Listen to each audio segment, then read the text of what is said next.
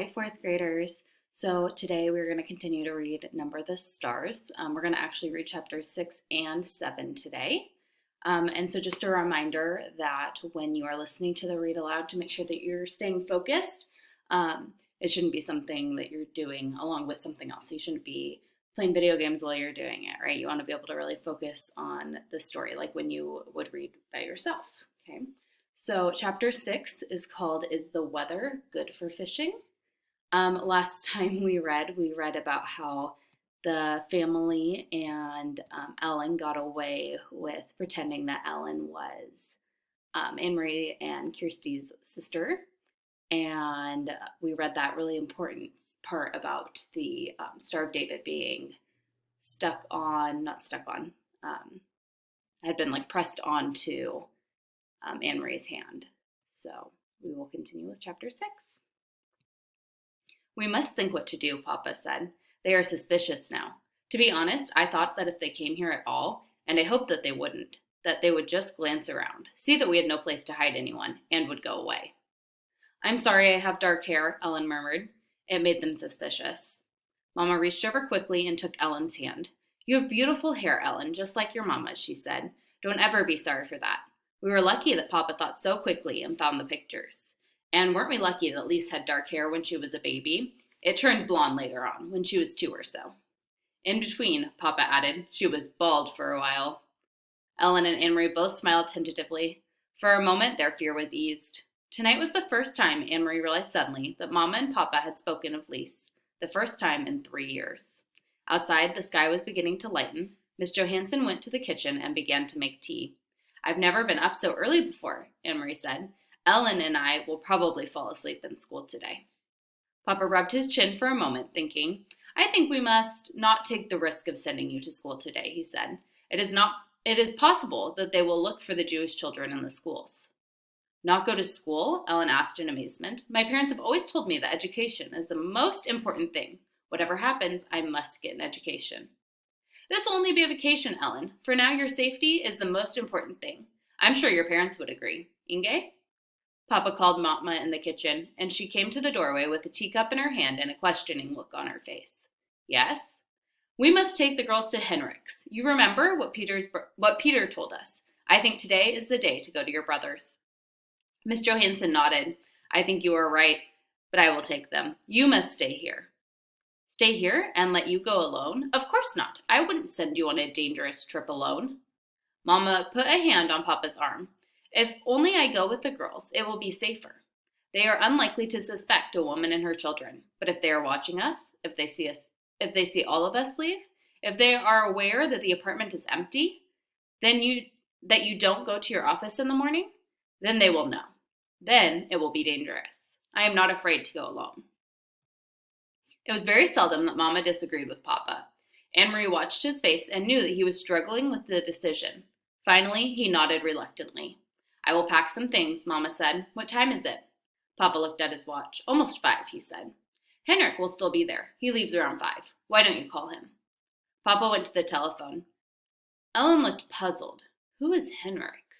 Where does he go at 5 in the morning? She asked. Anne Marie laughed. He's my uncle, my mother's brother, and he's a fisherman. They leave very early, all the fishermen, each morning. Their boats go out at sunrise. Oh, Ellen, she went on, you will love it there. It is where my grandparents live, where Mama and Uncle Henrik grew up. It is so beautiful, right on the water. You can stand at the edge of the meadow and look across to Sweden. She listened while Papa spoke on the telephone to Uncle Henrik, telling him that Mama and the children were coming for a visit. Ellen had gone into the bathroom and closed the door. Mama was still in the kitchen, so only Anne Marie was listening. It was a very puzzling conversation. So, Henrik, is the weather good for fishing? Papa asked cheerfully and listened briefly. Then he continued, I am sending Inge to you today, with the children. She will be bringing you a carton of cigarettes. Yes, just one, he said. After a moment, Anne Marie couldn't hear Uncle Henrik's words. But there were a lot of cigarettes available in Copenhagen now, if you know where to look, he went on. And so there will be others coming to you as well, I'm sure. But this wasn't true. Anne Marie was quite certain it wasn't true. Cigarettes were the thing that Papa missed, the way Mama missed coffee. He complained often. He had complained only yesterday. that there were no cigarettes in the stores. The men in his office, he said, making a face, smoked almost anything, sometimes dried weeds rolled in paper. The smell was terrible. Why was Papa speaking that way? Almost as if he were speaking in code. What was Mama really taking to Uncle Henrik? Then she knew. It was Ellen. The train ride north along the Danish coast was beautiful. Again and again they could see the sea from the windows. Anne-Marie had made this trip often to visit her grandparents when they were alive, and later, after they were gone, to see the cheerful, suntanned, unmarried uncle whom she loved.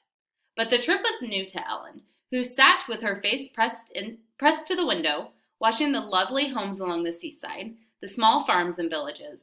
"Look," Anne-Marie exclaimed, and pointed to the opposite side. "That's Klampenborg. And the deer park. Oh, I wish we could stop here, just for a little while." Mama shook her head. "Not today," she said. The train did stop at the small Klampenborg station, but none of the few passengers got off. "Have you ever been there, Ellen?" Mama asked, but Ellen said no. "Well, someday you will go. Someday you will walk through the park and you will see hundreds of deer, tame and free." Kirsty wriggled to her knees and peered through the window. "I don't see any deer," she complained. "They are there, I'm sure," Mama told her. "They're hiding in the trees." The train started again. The door at the end of their car opened, and 2 German soldiers appeared. Anne-Marie tensed. Not here on the train, too. They were everywhere. Together, the soldiers strolled through the car, glancing at passengers, stopping here and there to ask a question. One of them had something stuck in his teeth. He probed with his tongue and distorted his own face. Anne-Marie watched with a kind of frightened fascination as the pair approached. One of the soldiers looked down with a bored expression on his face. "Where are you going?" he asked. "Galihi," Mom replied calmly. "My brother lives there. We are going to visit him." The soldier turned away, and Anne-Marie relaxed. Then, without warning, he turned back. "Are you visiting your brother for the New Year?" he asked suddenly. Mama stared at him with a puzzled look. "New Year?" she asked. "It's only October." "And guess what?" Kirsty exclaimed suddenly in a loud voice, looking at the soldier. Anne-Marie's heart sank, and she looked at her mother. Mama's eyes were frightened. "Shh, Kirsty," Mama said. "Don't chatter so." But Kirsty paid no attention to Mama, as usual. She looked cheerfully at the soldier, and Anne-Marie knew what she was about to say. "This is our friend Ellen, and it's her New Year." But she didn't. Instead, Kirsty pointed at her feet. "I am going to visit my Uncle Henrik," she chirped, "and I am wearing my brand new shiny black shoes." The soldier chuckled and moved on. Anne-Marie gazed through the window again. The trees, the Baltic Sea, and the cloudy October sky passed in a blur as they continued north along the coast. "Smell the air," Mama said when they stepped off the train and made their way to the narrow street. "Isn't it lovely and fresh? It always brings back memories for me." The air was breezy and cool and carried the sharp, not unpleasant smell of salt and fish. High against the pale clouds, seagulls soared and cried out as if they were mourning. Mama looked at her watch. "I wonder if Uncle Henrik will be back yet. But it doesn't matter. The house is always unlocked. Come on, girls, we'll walk. It isn't far, just a little under 2 miles. And it's a nice day. We'll take the path through the woods instead of the road. It's a little longer, but it's so pretty." "Don't you love the castle when we went through Helsingør, Ellen?" Kirsty asked. She had been talking about Kronborg Castle ever since they had seen it, sprawling massive and ancient, beside the sea from the train. "I wish we could have stopped to visit the castle. Kings live there, and queens." Anne-Marie sighed in exasperation with her little sister. "They do not," she said. "They did in the old days, but there aren't any kings here now. Denmark only has 1 king anyway, and he lives in Copenhagen." But Kirsty had pranced away, skipping along the sidewalk. "Kings and queens," she sang happily. "Kings and queens." Mama shrugged and smiled. "Let her dream, Anne-Marie. I did the same when I was her age." She turned, leading the way along a tiny, twisting street, heading towards the outskirts of the village. "Things have hardly changed here since I was a girl," she said. "My Aunt Giddy lived there, in that house," she pointed, "and she's been dead for years. But the house is the same. She always had wonderful flowers in her garden." She peered over the low stone wall and looked at the few flowering bushes as they passed the house. "Maybe they still do, but it's the wrong time of year. There are just those few chrysanthemums left." And see, over there, she pointed again. My best friend, her name was Helena, lived in that house. Sometimes I used to spend the night with her. More often, she came to my house. On weekends. It was more fun to be in the country. My brother Henrik always teased us, though, she continued with a chuckle. He told us ghost stories and scared us half to death. The sidewalk ended, and Mama turned onto a dirt path bordered by trees. When I walked each morning into town for school, she said, my dog followed me thus far. At the end of the path, he turned and went back home. I guess he was a country dog and didn't like town. And you know what? She went on smiling. I had named him Trofast, Faithful. And it was just the right name for him, because what a faithful dog he was. Every afternoon, he was always right here, waiting for me to return. He knew the right time somehow. Sometimes, as I come around this bend, even today, I feel as if I might come upon Trofast, still waiting, with his tail wagging. But the path was empty today. No people, no faithful dogs. Mama shifted the bag she was carrying from one hand to the other, and they walked on through the woods until the path opened to a meadow dotted with cows. Here the path skirted the edge of the field along a fence, and beyond it they could see the gray sea ruffled by wind. The breeze moved the high grass. At the end of the pasture, they entered the woods again, and Anne-Marie knew they would soon be there. Uncle Henrik's house was in a clearing beyond those woods.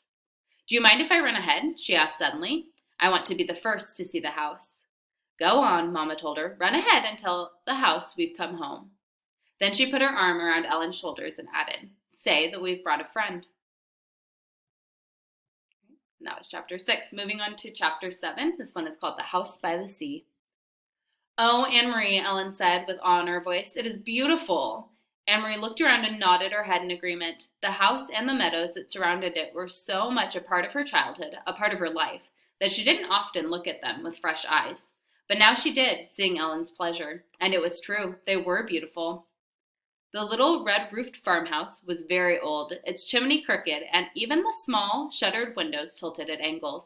A bird's nest, wispy with straw, was half hidden in the corner, where the roof met the wall above the bedroom window. Nearby, a gnarled tree was still speckled with a few apples, now long past ripe. Mama and Kirsty had gone inside, but Anne-Marie and Ellen ran across the high-grassed meadow, through the late wildflowers. From nowhere, a gray kitten appeared and ran beside them, pouncing here and there upon imagined mice, pausing to lick its paws and then darting off again. It pretended to ignore the girls, but looked back often to be certain that they were still there, apparently pleased to have playmates. The meadow ended at the sea, and the gray water licked there at damp brown grass, flattened by the wind and bordered by smooth, heavy stones. I have never been this close to the sea, Ellen said. Of course you have. You've been to the harbor in Copenhagen 1,000,000 times. Ellen laughed. I mean the real sea, the way it is here, open like this, a whole world of water. Anne-Marie shook her head in amazement. To live in Denmark, a country surrounded by water, and never to have stood at its edge. Your parents are really city people, aren't they? Ellen nodded. My mother is afraid of the ocean, she said, laughing. She says it's too big for her and too cold. The girls sat on a rock and took off their shoes and socks. They tiptoed across the damp stones and let the water touch their feet. It was cold. They giggled and stepped back. Anne-Marie leaned down and picked up a brown leaf that floated back and forth with the movement of the water. Look, she said, this leaf may have come from a tree in Sweden. It could have blown from a tree into the sea and floated all the way across.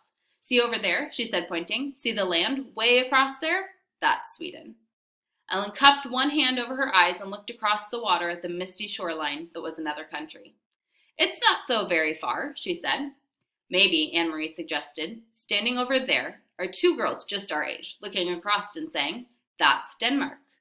They squinted into the hazy distance, as if they might see Swedish children standing there and looking back.